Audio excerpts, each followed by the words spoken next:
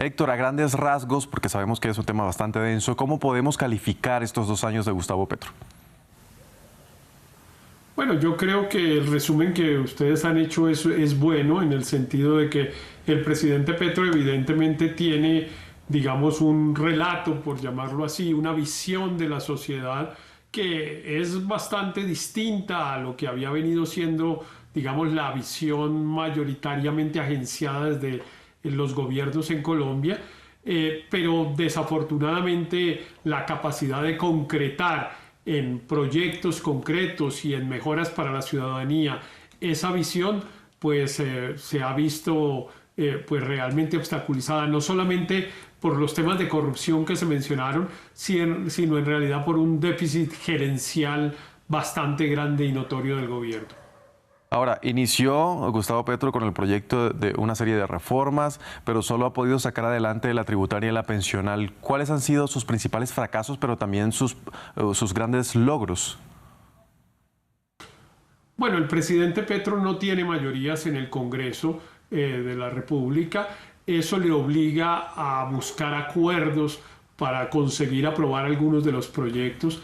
No ha logrado consolidar una coalición política sólida. Ha tenido mayorías en algunos momentos, como se mencionaba, se aprobó una reforma tributaria evidentemente progresista y una reforma pensional pues también, digamos, profunda, pero es cierto que no ha logrado hacer aprobar proyectos como modificación al sistema de salud en Colombia, a la reforma educativa y varios otros.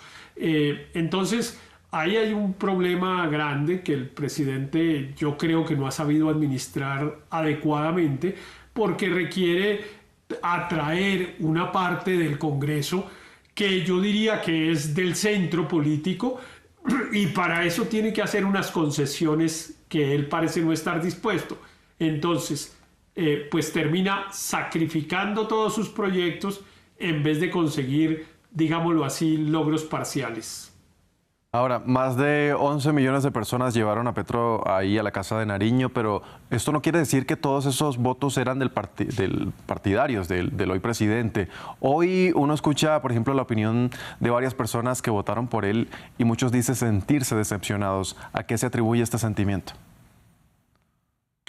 Sí, efectivamente, pues el presidente Petro obtuvo un porcentaje de 25% o un poco más de los votos en la primera vuelta y fue en la segunda vuelta en la que prácticamente duplicó su votación original o un poco más incluso, y ahí obtuvo la mayoría. Eso quiere decir que ese 25%, al menos la mitad de los votantes, no forman parte del núcleo del voto duro del presidente Petro, no son, digamos, radicalmente de izquierda, de la izquierda política. Y esas personas, pues un porcentaje de ellas, según lo muestran todas las encuestas, hoy tienen una imagen desfavorable o desaprueban la gestión del gobierno, justamente por lo que yo señalaba antes, que es que el presidente pues no se ha mostrado dispuesto o flexible a conseguir acuerdos con ese centro político en estos 2 años. Lo ha hecho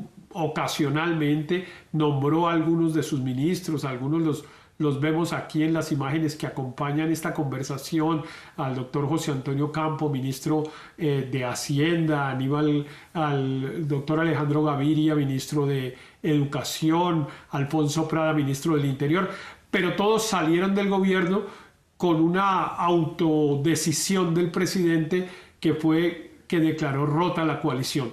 Eso ha dificultado mucho los avances y yo creo que eso ha hecho que ese porcentaje que usted señala, pues de personas hoy que a pesar de haber votado por el presidente Petro tienen una opinión desfavorable, pues haya un grupo, digamos, de arrepentidos, por llamarlos así.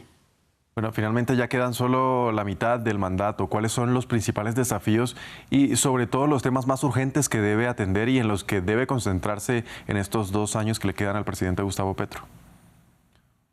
Bueno, temas urgentes hay muchos, digamos, hay unos relacionados con el tema de seguridad, por ejemplo, porque él ha hecho una propuesta de sometimiento a la justicia o de negociación con grupos guerrilleros que desafortunadamente todavía tenemos en Colombia y con grupos armados organizados, pero ese proyecto pues no ha logrado avances significativos, lo cual no quiere decir que no pueda lograrlos en los 2 años que faltan. Yo creería que ahí es donde va a estar la mayor apuesta de parte del presidente. Hay un problema fiscal coyuntural que es urgente. El déficit, digamos, se ha aumentado y en este momento pues se requiere incluso aprobar eventualmente una nueva reforma tributaria para conseguir mayores recursos, y pues no parece tener el capital político suficiente para hacerlo aprobar, y eso podría poner en dificultades los proyectos del gobierno. Yo diría que esos son los dos más urgentes, y pues claro, transversalmente a ello está el tema de consolidar una coalición. Sin consolidar una coalición, el presidente va a lograr mantener su 25% y quizá poder promover un candidato presidencial que compita en las elecciones de 2026, pero no tener un resultado exitoso en su gobierno.